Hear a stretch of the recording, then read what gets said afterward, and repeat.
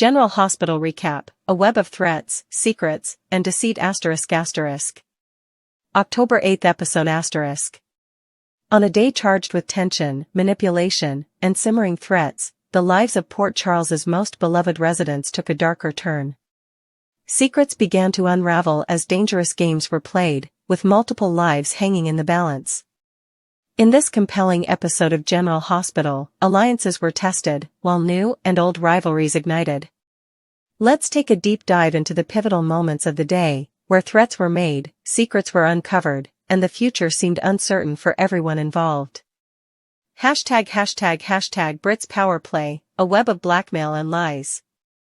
The day began with Brit Westbourne finding herself in a precarious position, her usual confidence faltering as Jocelyn Jacks confronted her over a matter of dangerous consequence.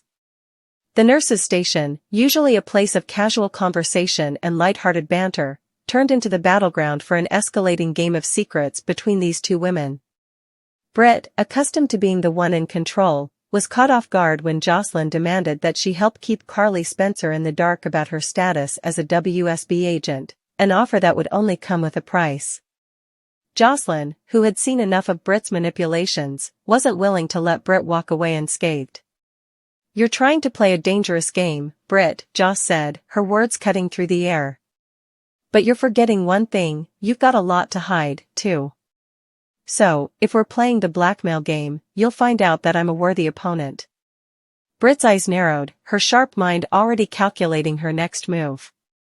She denied any illegal activity at Five Poppies Resort, but Jocelyn wasn't convinced.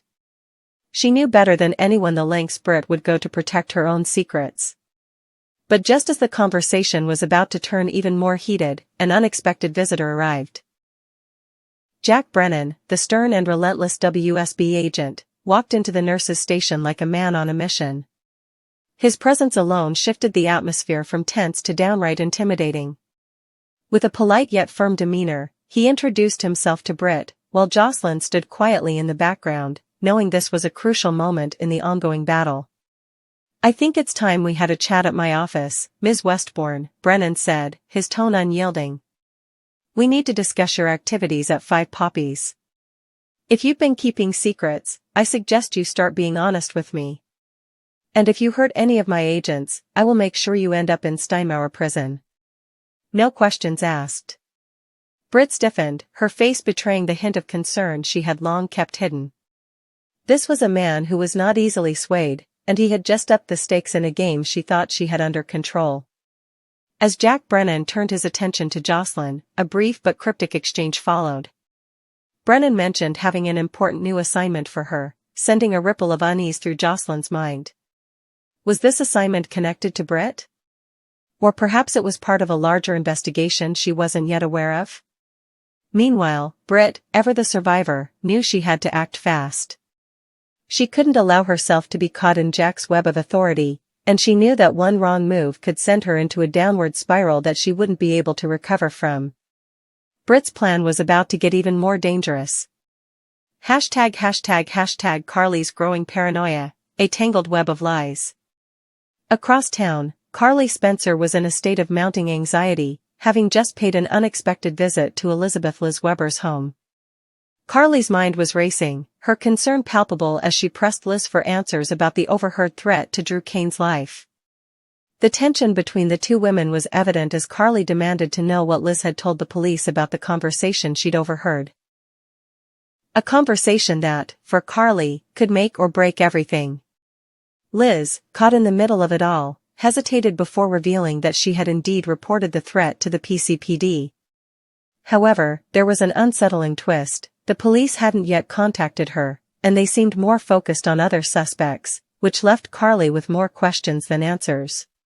The possibility that Michael Corinthos was somehow involved didn't help ease her mind. Was her son being targeted? Was Carly next on the police's radar?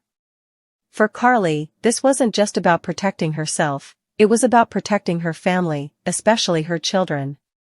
The looming shadow of the PCPD and the ever-present threat of danger had her reeling, and with every passing minute, she felt the walls closing in on her. #Curtis and Portia's test, a new strategy for freedom.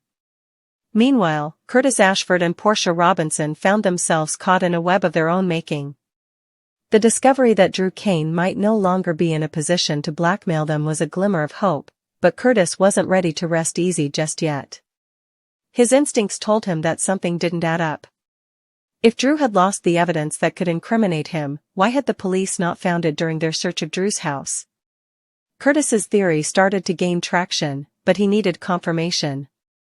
It was Portia, ever the logical thinker, who came up with a plan to test Drew's intentions once and for all. She and Curtis decided to confront Drew and push him to his limits. Would he threaten them again with the blackmail material he had once held over their heads? Or would he back down, proving that the blackmail was nothing more than a tactic he no longer had control over? As the test unfolded, it became clear that Drew had indeed backed down. When Portia became aggressive and called his bluff, Drew's reaction, pulling back instead of doubling down, confirmed their suspicions. Drew was no longer the threat he once was. The couple realized they were finally free from his clutches. But freedom came at a cost. Curtis knew that their problems weren't over, the game was far from finished. There were still many loose ends to tie up, and Portia's secret, a pregnancy test hidden just before the conversation began, was only the beginning of the complex web of lies and truths they would have to navigate together.